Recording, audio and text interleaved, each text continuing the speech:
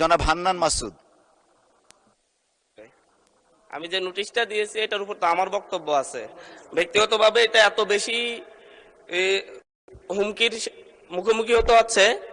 মাননীয় স্পিকার, আমি আসলে নির্বাচনের আগ থেকেই আপনারা জানেন আমি যে অঞ্চলে জন্ম নিয়েছি সেই অঞ্চলে একটি দ্বীপাঞ্চল, এবং যেখান থেকে ইলেকশন করেছি সেই জায়গায় ভূমিদস্যু জলদস্যুদের উৎপাত অনেক বেশি।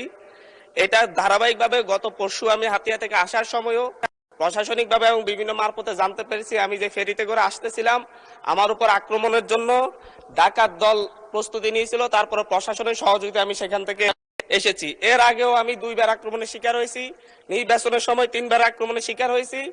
আমার পক্ষে যারাই কোনো কথা বলে, এমনকি মসজিদে আমার জন্য দোয়া করেছে, সেই মসজিদের ইমামকে মসজিদের ভিতর থেকে বের করে এনে প্রচন্ড ভাবে তার উপর হামলা করা হয়েছে এবং তাকে প্রায় 1.5 মাস ধরে তাকে চিকিৎসা নিতে হচ্ছে।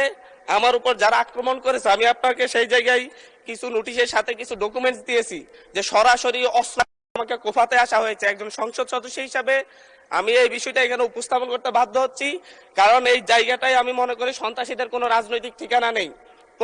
বিভিন্ন একটি রাজনৈতিক দলের পদধারী এবং বিভিন্ন ক্ষেত্রে পূর্বের ফ্যাসিবাদী লোকজন তারা সরাসরি ফেসবুকে থেকে একটি রাজনৈতিক সংগঠনের এখনকার শেল্টারে থেকে ফেসবুকে ভিডিও আকারে আপনারা যদি তদন্ত দেন, তদন্তে আমরা রিপোর্ট পেশ করবো, ভিডিও দিব এবং প্রত্যেকটা রেকর্ড আমাদের কাছে আছে যে তারা কিভাবে আমাকে হত্যার হুমকি দিচ্ছে, এলাকায় ঢুকতে না দেওয়ার হুমকি দিচ্ছে। আমি তো আমার যেই এলাকা যেখান থেকে আমি নির্বাচন করছি সেই এলাকায় আমাকে নিরাপদে যাওয়ার ব্যবস্থা করতে হবে, নিরাপদে আমাকে থাকার ব্যবস্থা করতে হবে, আমার সাথে যারা নেতাকর্মীরা চলাচল করবে তাদের নিরাপত্তা দিতে হবে।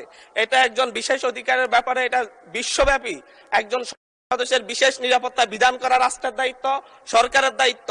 অথচ আমার উপর সরাসরি ভিডিওতে এবং সংবাদ মাধ্যমে প্রকাশিত সরাসরি অস্ত্র হাতে আমাকে হাতে আসা ব্যক্তিও এখন যখন আবার আমার নেতা কর্মীদেরকে হুমকি দিচ্ছে, তাহলে তো আমি অবশ্যই নিরাপত্তাহীনতায় ভুগবো। তো এই ব্যাপারটা অবশ্যই গ্রহণ করে আমি মনে করি একটা তদন্তে পাঠানো দরকার, তদন্ত হতে পারে এবং কারা এই ব্যাপারে আমাদেরকে, আমি সহ আমার নেতা কর্মীদেরকে কিভাবে হত্যার হুমকি দিয়ে এবং এখন এলাকায় থাকে সরাসরি আক্রমণ করে, এমনকি আমার উপর আমার নিরাপত্তা পুলিশের উপর আক্রমণ হয়েছে, নট এ সিঙ্গেল আসামি অ্যারেস্ট হয়েছে। ভোটের দিনে আমার উপর আমার গাড়ি বড় হামলা করে, আমার গাড়িতে 6টা কুকুর দাগ এখনো আছে, এখনো তারা এলাকায় ঘুরে বেড়াচ্ছে। বিটিভির সাংবাদিককে কুপিয়েছে, এখনো এলাকায় ঘুরে বেড়াচ্ছে। এই প্রত্যেকটা আসামির ক্ষেত্রে দেখা যাচ্ছে তৎকালীন ইউনিয়ন বিএনপির সভাপতিকে হত্যা করেছে, বিএনপি সদস্যকে হত্যা করেছে। এই ধরনের হত্যা মামলার আসামিরা, এই ধরনের হত্যা মামলা, আমি আমার বিশেষ নিরাপত্তার বিধিতে কথা বলতেছি, তাদের উপরে হামলা হতে পারে এভাবে না।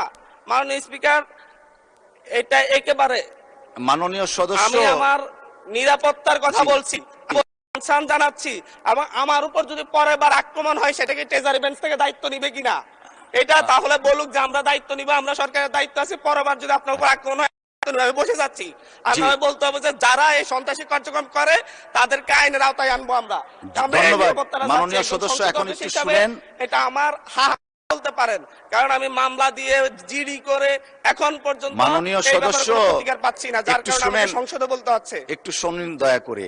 আপনার নোটিশটা এবং আপনি বসেন দয়া করে, অসুবিধা নেই। আপনার নোটিশটা পেয়েছি, যথাযথ নিয়মে নোটিশটা আমরা ডিসপোজড অফ করেছি। আমি চেয়েছিলাম মাননীয় স্বরাষ্ট্রমন্ত্রী এটা করার জন্য, স্বরাষ্ট্রমন্ত্রী যেহেতু নেই যে কারণে নোটিশটা নিষ্পত্তি করেছি। ওকে, উনি যেহেতু এসছেন বোধহয় মাত্র ঢুকেছেন, আমিও খেয়াল করিনি, হয়তো 1 মিনিট সময় দিলে উনি নোটিশটা সম্পর্কে বুঝতে পারবেন। Let us give him time to consume the notice. মাননীয় স্বরাষ্ট্রমন্ত্রী, আমি আবার একটু রিপিট করছি,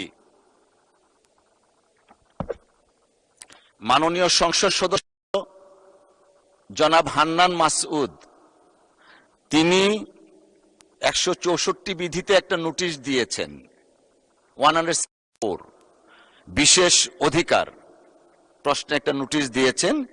সেইখানে আপনি যেহেতু এসছেন, আমরা একটু সময় নিয়ে আবার নোটিশটা পড়ি, তাহলে হান্নান মাসুদ সাহেবকে অ্যাড্রেস করা যাবে। উনার নোটিশের বক্তব্য হচ্ছে, বাংলাদেশ জাতীয় সংসদের একজন সদস্য হিসাবে আমার জান মাল সম্মান এবং মর্যাদা রক্ষা করা মহান জাতীয় সংসদের দায়িত্ব বলে আমি মনে করি। এটি আমার বিশেষ অধিকার ও বটে। বিগত 20 ফেব্রুয়ারি 2026 ইংরেজি তারিখে নির্বাচন পূর্ববর্তী ও পরবর্তী সহিংসতায় ক্ষতিগ্রস্ত পরিবারকে দেখতে গেলে আমার গাড়ি বহরে আমাকে হত্যার উদ্দেশ্যে সন্ত্রাসী হামলা চালানো হয়, যার প্রতিবাদে জামায়াত, এনসিপি সহ বিভিন্ন রাজনৈতিক দল বিবৃতি প্রদান করে। এছাড়াও 29 মার্চ 2026 তারিখে মহান সংসদে বক্তব্যের প্রেক্ষিতে আমার বিরুদ্ধে অত্যন্ত অশালীন, মানহানিকর, নিন্দনীয়, গর্হিত ও বক্তব্য দেয়া হয়, যা আমার বাক স্বাধীনতা হরণের শামিল বলে আমি মনে করি। অনলাইনে বারবার আমাকে হত্যার হুমকি হচ্ছে। এটা হলো ওনার নোটিশ। আমাদের বক্তব্যটা এমন, মাননীয় সদস্যের উত্থাপিত বিষয়টি অত্যন্ত দুঃখজনক। কোনো সদস্যের উপর বা যে কোনো ব্যক্তির উপর এরূপ হামলা অনাকাঙ্ক্ষিত, তবে বিষয়টি সাম্প্রতিক কোনো নির্দিষ্ট বিষয়ের মধ্যে সীমাবদ্ধ নয়। এছাড়াও মাননীয় সদস্যের বিরুদ্ধে কে বা কারা এই ধরনের বক্তব্য দিয়েছেন তা নোটিশে স্পষ্ট নয়।